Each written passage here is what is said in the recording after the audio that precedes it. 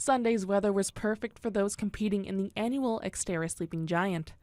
There were 250 athletes in total, split between 8 different racing events, with the individual full triathlon seeing 58 athletes.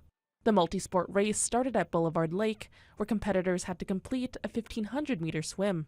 The athletes then moved on to the 25-kilometer biking portion of the event, taking them from Boulevard Lake all the way to and through Trowbridge Falls' bike trail.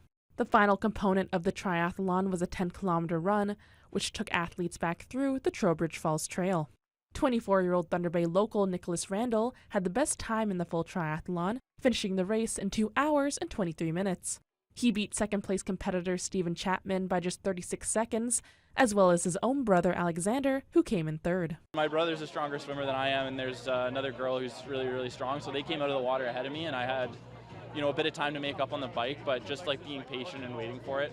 And then coming in to actually run transition with another guy who's a really good cyclist, I just wasn't sure where we were going to be in the run, and I took it out hard and just made sure I paced myself on the uphill, so I had 10K to go hard. Tiffany Carey Sismus from Duluth, Minnesota was the fastest woman across the finish line and 4th overall, completing the triathlon in 2 hours and 41 minutes. She says she had no idea what place she was in during the race, but was thrilled to find out she was the top finisher in the women's category. I'm glad I didn't, because it just felt like then less pressure, and I kept telling others as I passed them, like, great job, keep it fun, so you want to come back, keep it fun, so you want to come back, right? And so then that helped me think, keep that edge off so I'm not just dying and think this was awful. When you cross the finish line, sometimes it's easy to feel that way, and then you're like, you get nervous about the next one, or you don't want to come back. So feeling pretty good. Yeah, that worked for me today. Race director Cameron Gillis says this year's XTerra Sleeping Giant was a success, adding that he's glad to be a part of something that brings so much to the community. It allows people who are coming in from out of town, like I was talking to a gentleman from Wyoming who drives up here because it's